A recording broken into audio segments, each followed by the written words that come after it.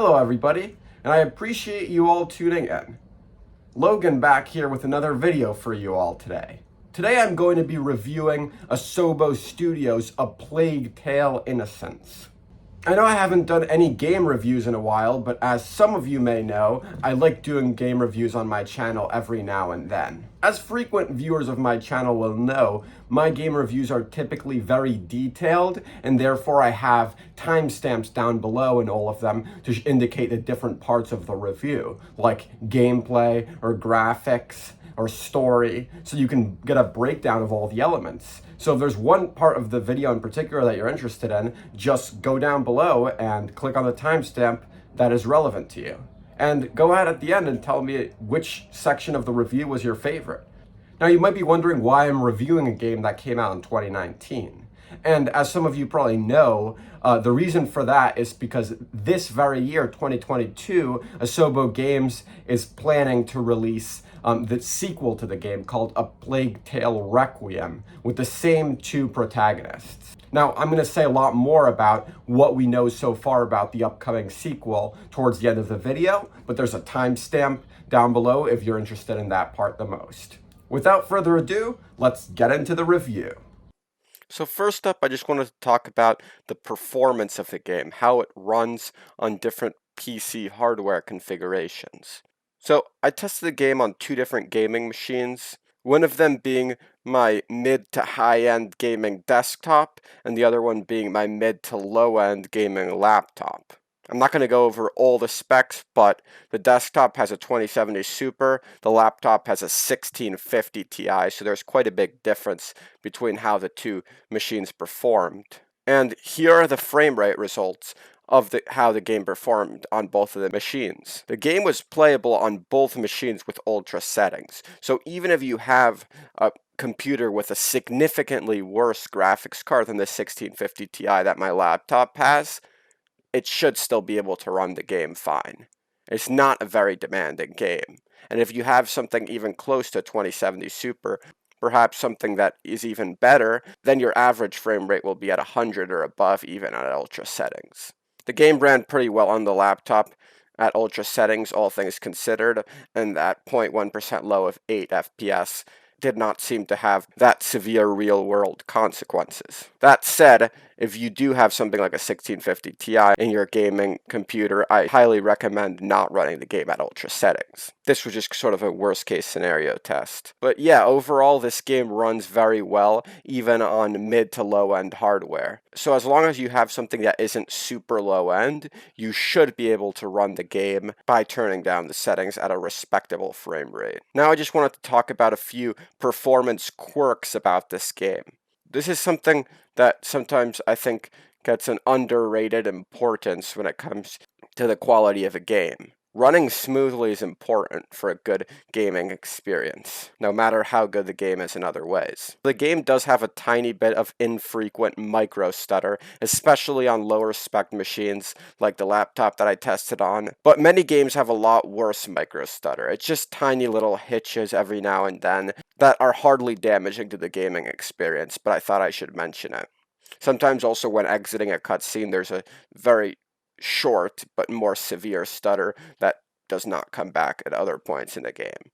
All in all, the game runs very smoothly. I mean, most games have at least tiny stutters at some times, especially if you're not on a super high-end machine. There were some rare but annoying bugs occasionally in the game, like when I was not able to pass through an opening.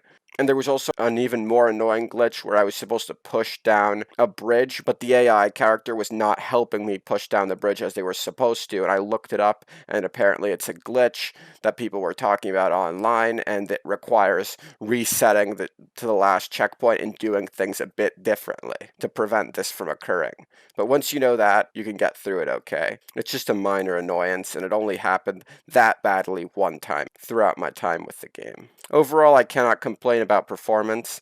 This section is a bit just to say anything about any quirks and how bad they really are, but the performance all in all of the game was very smooth with just infrequent hitches and bugs. There are a lot buggier games out there. So now I just wanted to talk about the gameplay. This section is like the meat and potatoes of this review. So the protagonists of the game are Amicia, who you play as, and your little brother Hugo, who you protect throughout the story. More on the story later in the review. Focusing on the gameplay though, one thing I also noticed was that the game has no difficulty settings, which I thought was very unusual.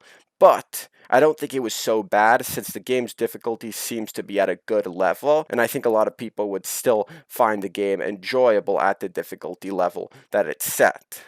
But if you want a super difficult gaming experience, you're just not going to get it out of this game. Same if you want an extremely easy one. So this game uses mechanics like crafting tables and a similar weapon upgrade system to The Last of Us, like also having to move stuff to climb on and taking care of a child. So in certain ways this game does resemble The Last of Us, but being like The Last of Us is not necessarily a bad thing. A Plague Tale has good variety of enemy types as well that make for interesting sequences of gameplay. The gameplay is definitely stealth heavy, but at times it is very interesting with weapons like the sling that are not often seen in stealth games. If you like playing stealth, you will probably enjoy this game's stealth mechanics, including upgradable weapons and other items. You basically have to go stealth for almost all of the game. Going loud usually results in immediate death, just so you know. This is not a game where you can go guns blazing, or whatever the equivalent would be in medieval times before guns existed, but just can't go loud.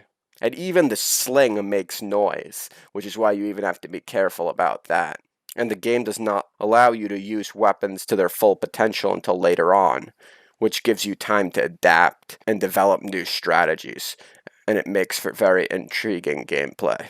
There are some unique parts in the game where you have to ask your companions to do things, sometimes at exactly the right time, since you have AI companions with you, and sometimes you need their help for solving puzzles, so you direct them to do certain things. It's just an interesting way of mixing it up, because it doesn't happen often enough to be repetitive. There's a rat swarm mechanic where rats just swarm around you and kill you, which people who played Dishonored will be very familiar with that mechanic. But even though it seems like it might be stale, trust me, this game finds interesting ways to make use of that mechanic, where it does not get stale at all, and in fact it always has you thinking of new possibilities. Something that isn't so good about the game is the autosave system could definitely use work. It's happened to me in several other games too, but in this game I had to replay a sequence I had already played even though the game said it saved. This happened only once or twice though, and it was fine. It wasn't like I had to beat a boss again, which would have been a little bit annoying. But replaying a regular sequence again wasn't a huge deal. It only would have been a big deal if it happened really frequently throughout my time with the game, which it did not. Also, the AI sometimes acts really foolishly and is easy to outsmart, but this is not so common, and most of the time the AI enemies do their job properly, which means that you can efficiently strategize around them and be challenged by them. Surprisingly, this game does not have any jump scares, which some of you might like and some of you might not like. Just so you know, this is definitely not a horror game, hence no jump scares, and it is probably not the right game if you are looking for a scare in any way. Back to the game mechanics themselves, since you and human enemies both can be killed by rats, there are interesting moments where an enemy's lantern can keep you alive by repelling rats, or you can turn one enemy against another when you destroy a guard's lantern, causing him to be eaten by rats. So there's a weird point of solidarity between you and other humans against rats, or between you and rats against human enemies. This is just an example of how the game manages to mix up the gameplay. This becomes even more interesting at the end, where the gameplay changes greatly in a way that I definitely will not spoil in this review, but it's really fun. I love the variety in the levels of this game. Sometimes there are many different ways to reach your destination, like making you consider the possibilities and making gameplay more interesting. This game is technically linear. It does not have a full-blown open world, but I think an open world would not have been good for this game, and instead the levels are very open, allowing for a lot of different mobility and different approaches. And there are also very fun puzzles which make really good use of the environment. So the gameplay to me is the highlight of this game, which is not what I was expecting going in. The reason the gameplay stays interesting over 10-ish hours of playing is that the game keeps throwing new challenges at you. You cannot simply find a way to play and then stick with it because it will not work later on in the game against different enemy types and with different equipment of your own. I was having a lot of fun with the gameplay. The creativity of the game's devs is noticeable in all the different ways that the enemies try to fight you. Overall, very well done gameplay wise. Asobo Studios, I think that you have outdone yourselves when it comes to this category. Now it's time to talk about the game's graphics for a bit. So I think the devs made really good use of the environments to convey moods. Like it starts with a bright, happy environment and later it gets darker and more depressing as you roam 14th century France, where the game is set. But I will say though, this game is much less graphically detailed than something like Red Dead Redemption 2, even though RDR2 came out a year before this game. But this game, despite not being like super graphically intensive and thus not being that difficult for your graphics card to run, it is a really good looking game. I really like the art style that the devs went with for 14th century France.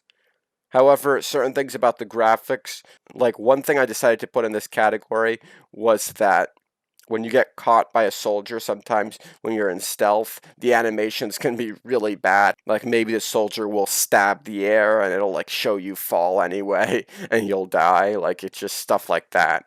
Other than that, I really like the game's art style.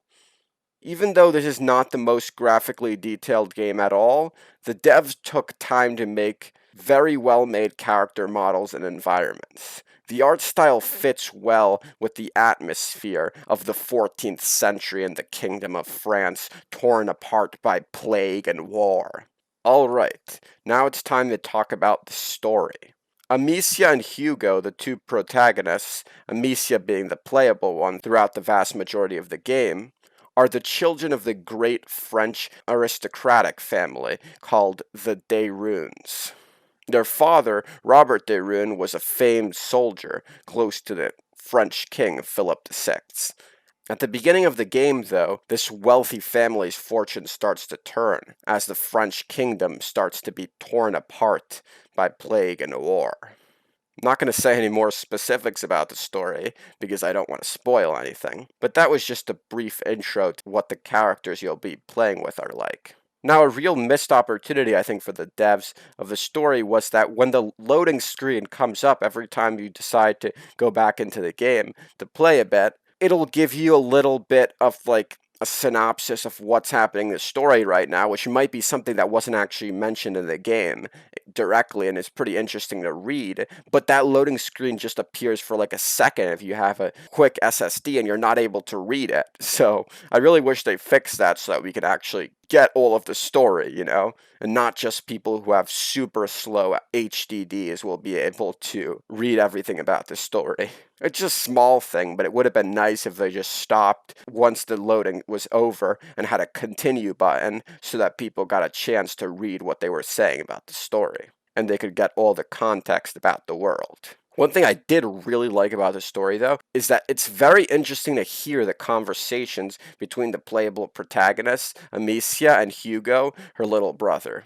She often tries to shield him from the horrors around him, but there are times when she can't, in order that they both survive. Characters in this game are much more complex and unpredictable than they at first seem to be, so I recommend bearing with the game even if you can't get into it at first. Overall, the story was enjoyable, but also definitely not one of the greatest out there. It doesn't stand out too much compared to other story-based games, but its story is also not bad in any way. It adds to the gameplay, for sure. Going in, I thought the story would be my favorite part of this game, but I actually enjoyed the gameplay mechanics so much, and the story was average, although not bad. The story would honestly seem like a bigger deal if not that there are just so many games out there with really excellent stories that are better than this one.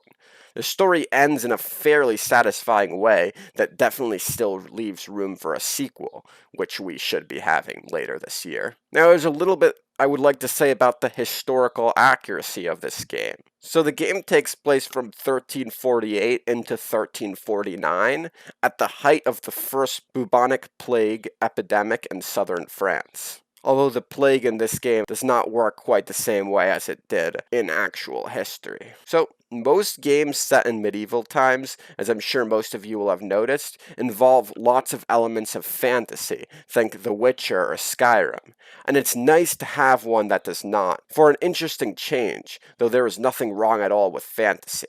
There are only very few mildly unrealistic parts of the game. Like, the plague is depicted as something coming out of the earth with, like, tentacles and stuff like that, which is just totally not at all realistic, not to mention not historically accurate, but just, like, something out of an alien movie. But that's fine, because I knew that they wanted to make it just more dramatic. There's also something else that isn't totally historically accurate, but I will not say it, because it would be a spoiler. There's also some use of alchemy in the game, which adds some cool lore, while not necessarily being too unrealistic, since people did think alchemy was real in medieval times. And some of the stuff that is done with alchemy in this game could probably be done with chemistry today. So nothing extravagant. Also, you walk through fields filled with dead soldiers because of the war that's going on at this time, the 100 Years' War. But in the game, the dead soldiers are all wearing uniforms, which is not quite realistic because at this point in the Middle Ages, it was still very common for soldiers to not actually have a uniform and to identify their allies and enemies because of the battle cries that would be yelled out during battle. For this war, the 100 Years' War between France and England, the French soldiers would shout Saint Denis, and the English soldiers St. George. That said, with the uniform thing, I feel like I'm starting to nitpick a little bit, so I won't say any more on that. It's not a huge deal, obviously. There's a fair amount of historical references in this game, so history buffs will definitely like that about this game. But it's not until a few hours into the game, when you're sneaking around soldiers, that these soldiers talk quite a bit about the 100 Years' War, and you get to hear that. The historical references to the 100 Years' War also end after that part, about halfway through the game, where you're around soldiers a lot, and you hear them talk about the war. The plot itself does not involve the 100 Years' War. Certain things like the armor and medieval towns in this game seem to be modeled pretty well and to be fairly historically accurate, which history buffs will definitely appreciate. But I don't recommend you play this game only because of the historical setting, since there's just not enough historical references for that. Still, if you do like the medieval setting in video games, you will enjoy being in the world even more because of the time period. It is still a pretty cool setting for a game, and the game doesn't let you forget the time period you're playing in. For immersion, if you care about historical accuracy a lot, you can always play with the game on French audio and with subtitles in your native language. It's an option. Overall, the game does not reference a ton of historical events, but what it does reference seems to be pretty accurate. The look of the world seems pretty historically accurate as well, in most cases. The historical accuracy of this game is probably helped by the fact that Asobo Studio, who are behind this game, are based in Bordeaux, which is in the general area in which this game takes place. I just want to say a little bit about the upcoming game now. So the upcoming game, the sequel to this one, is called A Plague Tale Requiem, and is set to launch sometime in 2022. It is a sequel to A Plague Tale, Innocence, and it seems that both of the Daerun protagonists from the first game, Amicia and Hugo, will be returning in the new game, both of them some years older. So the meaning of the word Requiem is a mass for the dead. So while the first game involved the two Daerun children losing their innocence, hence the name A Plague Tale Innocence, there might be something more sinister waiting for them in the upcoming sequel, because it's called Requiem. Sounds very ominous.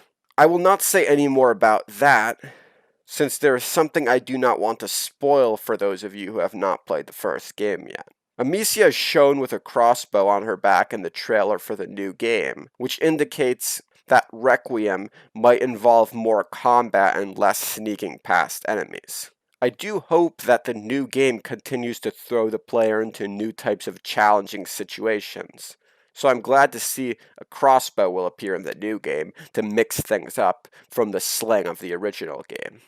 The varied gameplay is something Asobo Studio nailed with the first game, and I really hope we see that in the second one as well. The game apparently takes place in a new part of France, and Hugo is seen by the coast at one point. Well, there's certainly no coast in the first game. The game will come out on PS5, Xbox Series S and X, PC, and Nintendo Switch. The Switch version, it seems, will be streamed, which is no surprise, so you need to have a fast internet connection if you want to play the game on your Switch. The game will also release day one on Game Pass, so that's a real bonus for subscribers of that platform. There's no exact release date for the game yet. Hopefully, it comes out in 2022 and does not get delayed until next year, since we don't have a firm release date yet. Most of this info comes from the obelisk.com website. I left a link to the article down below if you want to check it out yourself. That's about all I have to say about A Plague Tale Innocence or A Plague Tale Requiem for today, so moving on real quick. I know most of the videos on this channel are typically about hardware and not about game reviews, but I do like to do a game review every now and then. I have about 2 others on the channel as well. But do let me know down in the comments whether you prefer seeing game reviews on my channel or if you would rather see what I usually do, which are more like hardware videos with testing different configurations with different games. I would love to hear your feedback, and I always like hearing from my audience, especially about things like that, like about what content I should be putting out so that you guys enjoy it the most. Because at the end of the day, none of this could happen without you guys, and it's all about the audience. Thank you all for watching, and I hope to see you in the next one.